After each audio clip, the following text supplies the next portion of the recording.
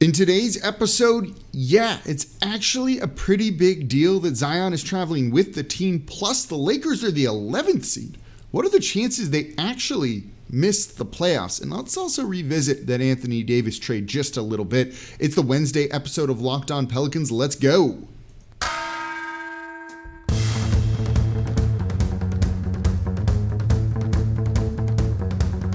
You are Locked On Pelicans, your daily New Orleans Pelicans podcast, part of the Locked On Podcast Network, your team every day. Welcome to another edition of Locked On Pelicans, the daily podcast covering your favorite team, the New Orleans Pelicans and NBA, part of the Locked On Podcast Network, your team every day, available wherever you get your podcasts and available on YouTube. I'm your host, Pelicans Insider, credential member of the media, Jake Madison, at NolaJake on Twitter, here with y'all on this Wednesday, and not a good day if you're a Laker fan, but a very good day if you are a Pelicans fan. We got some good Zion news. The Lakers lost. Sign us up for that. And it's a game day where they're probably going to get a win against the Portland Trailblazers. So thank you for making Locked On Pelicans your first listen every day. We're free, available wherever you get your podcasts, on YouTube as well. Tell a friend about the show, subscribe, and leave a 5-star review with a comment. And again, thank you. Everyone's been tuning in recently. It's been a lot of fun, and it's a fun time to be a Pelicans fan. So let's dive into the big Zion news. This came out as it was reported first by The Athletic, Will Guillory and Shams Charania, that Zion is traveling with the team. He is going to be on this 4-game road trip for the New Orleans Pelicans. This is kind of big, to be perfectly honest. It sounds like it isn't, right? Guy travels with the team that he's under contract for and plays for, news at 11. But there's actually more to this. You know, when Zion first came back from Portland, before he went away to Portland to rehab by himself, he had stopped going on road trips. He wasn't around the team at all, really, even though he had been in New Orleans. And if you've been listening to the show for a long time and listened to some of those episodes, I kept pointing out he wasn't on the bench with the team. And then all of a sudden was, oh, hey, he's not around the team at all anymore, and he's just going to go off and do his own thing.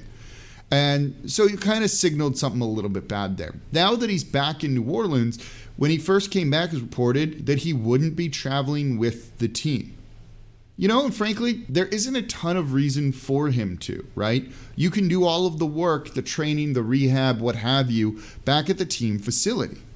There's no need to be on the road, getting on and off planes, walking more on that foot, all of that stuff. You don't need to do that. But the fact that he is a good sign for a couple of reasons. One, it does mean that foot is okay. And he's going to be working with trainers and the team while they're on this road trip. But there's an even bigger reason why this road trip and him being part of the team and going there is such an important thing. It's the team chemistry side of this. I mentioned that the biggest thing about him coming back to New Orleans is not so much that he's going to practice or anything like that. Like, we don't expect him to play this year, even though maybe there's a chance he could. It was more just to get him around this really fun atmosphere with the team, get him around all of these guys who are having the time of their lives, it looks like. Look at how happy they were for Jose Alvarado, the chemistry, the vibes, through the roof of my hotel room here in Los Angeles, of all places. And we wanted that, right? If there was ever a way to get him to start to buy in more and mend the relationship with the team, it's going to be him being kind of a part of this atmosphere and really feeling the love and wanting to be a part of this. Maybe that's starting to come to fruition. Again, he doesn't need to go on the road. He doesn't need to be living out of a hotel instead of his home, getting on and off planes. That stuff, I tell you, it's not always the most glamorous thing, right? Kind of sucks. I'd rather be at home. But it's what you do. And he doesn't need to be doing this, but he wants to. He is. That's a very positive sign for him to start to buy in and to start to kind of get in with this team in a way that maybe he wasn't before. And now that he's starting to, is that something that can mend this relationship with the franchise and maybe just create a harmonious situation going forward? The other thing that I think is kind of big on this is, you remember that CJ McCollum had that dinner with Willie Green and Brandon Ingram right after the All-Star break. They got to Phoenix. They were there a little bit early, and they went to a team dinner, and they've had other team dinners since then, and it's brought the team really close together. Well, New Orleans is in Portland tonight for the game. Then they're going to be in LA for a game Friday and Sunday. They're not flying back from LA to, or wherever they're supposed to go next. I don't have the schedule in front of me here.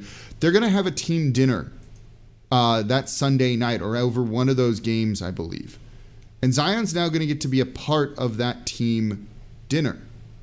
Again, we've seen that those have done wonders for New Orleans in bringing people together, that these guys are ordering more wine, ordering dessert, and having the absolute best time with each other.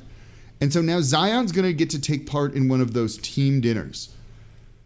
I don't know. I actually find that significant and something that's going to be rather important for this team. The other game on the road trip is against the Sacramento Kings. I think that's big, that they're going to do that and that he's going to be a part of that. So again, yeah, news at 11. Guy on the team travels with the team. When you know everything that's going on around Zion and following as closely as you have, you know that this is significant.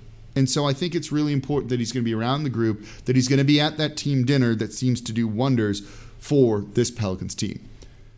Speaking of a team that's not doing wonders, the Los Angeles Lakers. Let's talk about them in the next two segments. Let's look at the Lakers. They're out of the playoffs right now. What are the chances they actually miss it entirely?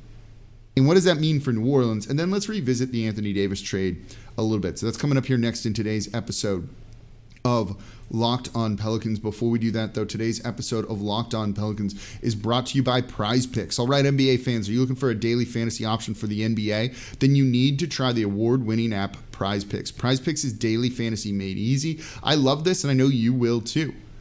It's super easy to use. You just pick 2 to 5 players and an over-under on their projections, and you can win up to 10 times on any entry, and it's just you versus the projected numbers. It's not someone with a wall of screens, a fancy algorithm doing machine learning or whatever to beat you. You see the numbers, above that or below that. Put your sports knowledge to the test. And it's so easy that entries can be made in 60 seconds or less. Plus, it's safe and they offer fast withdrawals. So use the award-winning app on both the App Store and Google Play. And they have any sort of prop you can think of. Points scored, rebounds, steals. And they don't just offer the NBA. They also have options for college basketball, college football, and the NFL when they're in season. We're getting baseball back soon, soccer, MMA, and more. So for a limited time, PrizePicks has an exclusive no-brainer of an offer for all of our users.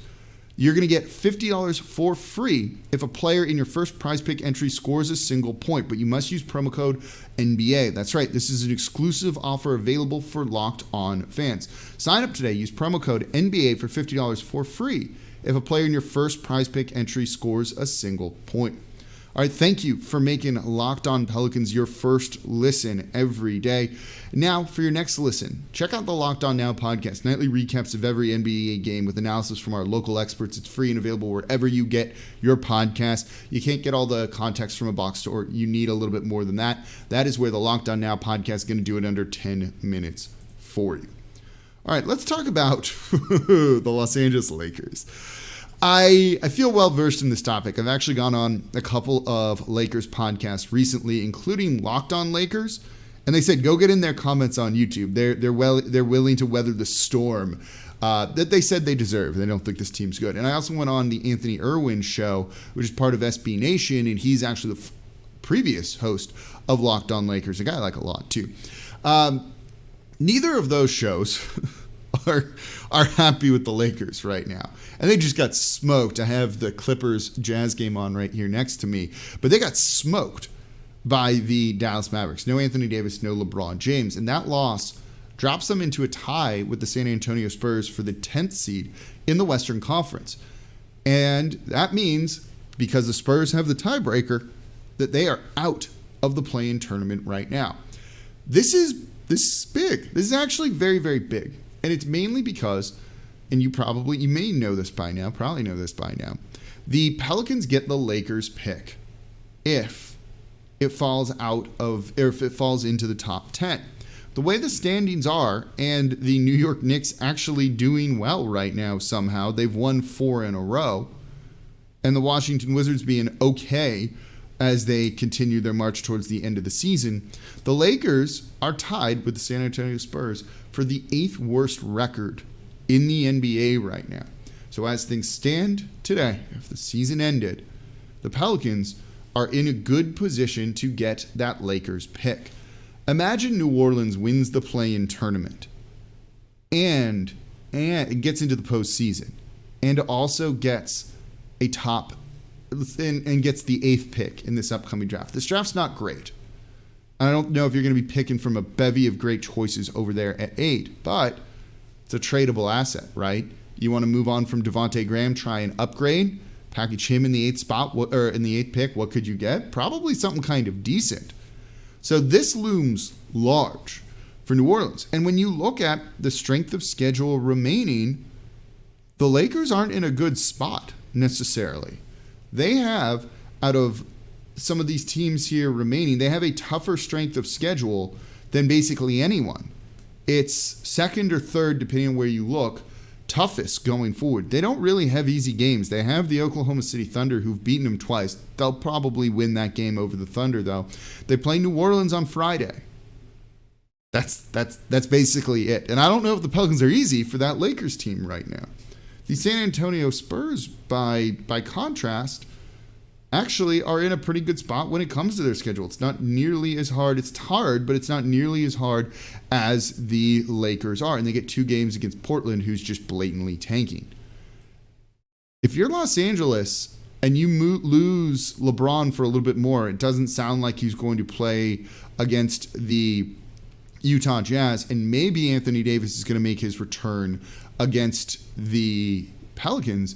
You don't get them back right away. That team is very, very realistically potentially like out of the playoffs. I don't want to call it just yet. We've seen LeBron be LeBron, and I don't like going against some of those types of guys. It's also kind of one of the reasons why I don't go against Popovich, and those two are at odds here.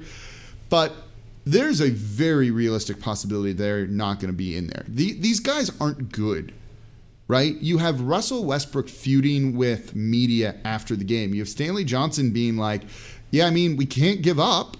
And, of course not. But it's not like he's good, right? We know this from firsthand experience here. No one on that team is great. Westbrook's been a mess this season. They easily could be dead in the water here. So as much as I really didn't want to watch that game on national TV, on TNT, because I'd rather have watched that really good game between Giannis and Embiid, it's still fun to see the Lakers lose because of the draft pick. And it very realistically could be heading to New Orleans at this point. The Lakers still have games against the Suns, the Warriors, who are struggling, the Jazz, who are up 23 right now when I'm recording, and twice against the Denver Nuggets. That's rough. That's rough. You're going to lose to the Suns. Maybe, depending, you can beat the Golden State Warriors. I don't know about the Jazz. I don't know about the Nuggets. They might, of those 5 tough games, be looking at 1-4. You add a Pelicans loss in there, you're 1-5. They could be, and then a win over the Oklahoma City Thunder. That's 2-5 to end the season. Is San Antonio going to do worse than that? They're probably going to get at least 2 wins against the Portland Trail Blazers. They easily also could beat the Golden State Warriors. They're in a good position to pip the Lakers, maybe by a game or maybe based on the tiebreaker alone. But I think it's very realistic now that the Lakers could be on the outside looking in, and that's a disaster for them. I don't know where they go from there if that's the case, with the Pelicans getting their pick. Let's talk about that part of it, though, for the Lakers, and kind of take a quick little big picture look at the Lakers overall and that Anthony Davis trade. Have the scales shifted of that in the Pelicans' favor, or did the Lakers still win that? That's what we're going to talk about coming up here next in today's episode of Locked On Pelicans. Before we do that, though, today's episode of Locked On Pelicans is brought to you by Built Bar.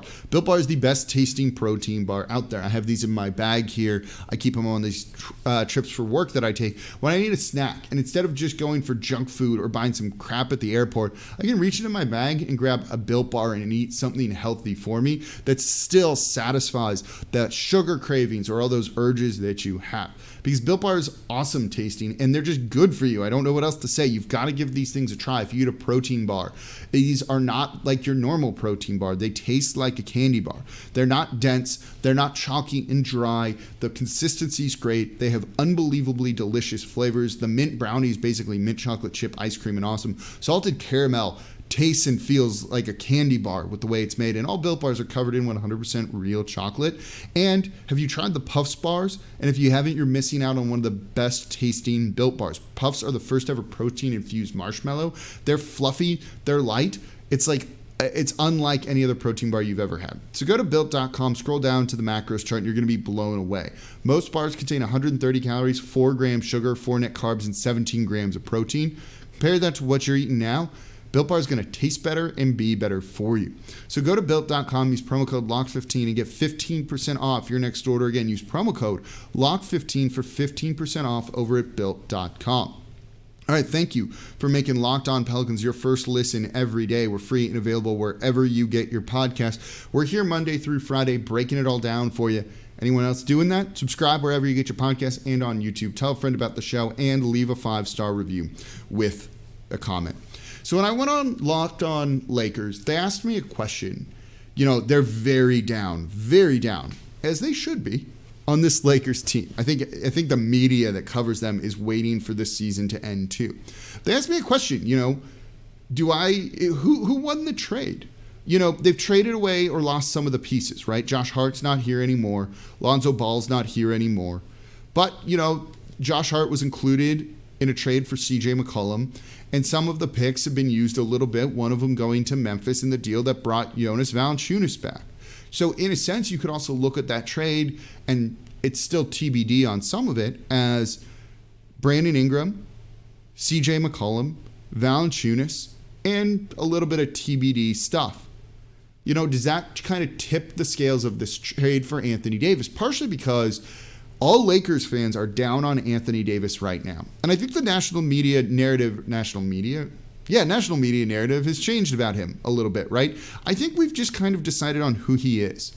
You know, we had a lot of rose-colored glasses on when we talked and looked at him, but I'd say in New Orleans, and this applies to LA too, when you look at his play and the impact he has in games, right, he always left you wanting a little bit more. We tried to kind of wave that away here in New Orleans. The Lakers fans are trying to wave it away too. But he always feels like he's 90% of where he should be. That 90%, don't get me wrong, is a tremendous player. But the injuries have hampered him, and those aren't always his fault, right? It's just a lot of freak injuries that there's nothing you can really do about it. He jumps and lands on Rudy Gobert's foot and rolls his ankle badly. Like, whatever, right? That's not really his fault.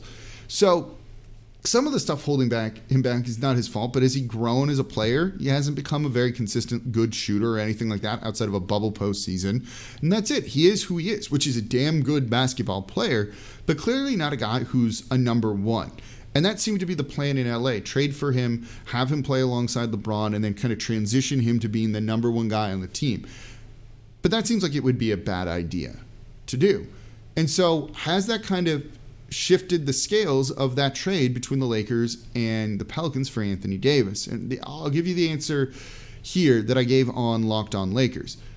The Lakers still won that trade. They won a championship, okay? That's what your goal is. They traded for him to get a title, and they got a title. They're going to win that trade. Unless New Orleans gets a title or makes, I'll even take the NBA Finals, could maybe even it out. But, and there's a big but to this, it feels almost disappointing if the Lakers walk away from the LeBron James, Anthony Davis era with just one title. It feels like they did not accomplish nearly as much as they should have. They mortgaged the future. And you got a really nice home for like a year, 2 years maybe. And that's it. And then you got to get out of there. And depending on how they blow it up, and I don't think they should trade LeBron or Anthony Davis at all. They're potentially, if it's like blow it up, you're looking at them being irrelevant for at least 5 years once they blow it up. That's how rough it's going to be because they don't have assets. They don't have picks, things like that. Maybe you get picks back in those deals if you trade those guys, but you're hoping that those players you draft with those picks turn out to be as good as LeBron or Anthony Davis, and the chances of that happening are very slim. So they might have won the trade by getting that title, but then they might go 10 years of just being bad. That's a long time for that team. That's not a good situation or position to be in. And then you look at New Orleans, who feels to be on the rise. You have an all-star in Brandon Ingram, a really good second player in CJ McCollum. There's still Zion eventually to add to this team too. There's a chance that New Orleans could eventually pass the Lakers in this deal, particularly if they make an NBA Finals. But at one point, while the trade gulf might have been like, there we go, like this, it's probably closer to here now. And basically the only thing really propping this up for the Lakers is that title. But again, if we evaluate this 10 years down the line and we go, oh, wow, the Lakers did get the title basically in that first year. It was in the first year of that trade. And then we're terrible for 10 years after that. Was that totally worth it if New Orleans has 7 playoff years or something along those lines? It's a valid question to ask and to start thinking about. And I think that is a way we can start to look at this trade right now. And then who knows what those other picks and stuff are used for. So while I still think the Lakers have won this trade, it's a lot closer than it initially looked to be, which is credit to New Orleans and what they're building here. All right, that's going to do it for this episode of Locked On Pelicans. Thank you all very much for listening. Enjoy the game tonight. We'll recap that tomorrow, talk about what we saw, CJ McCollum, a homecoming return game. So thank you for making Locked On Pelicans your first listen every day. Now make your second listen Locked On NBA. I'm on there today. Locked On experts covering the biggest stories around the NBA every Monday through Friday in less than 30 minutes. It's free, available wherever you get your podcasts. As always, I'm your host, Jake Madison, at NOLAJake on Twitter, and I'll be back with you all tomorrow.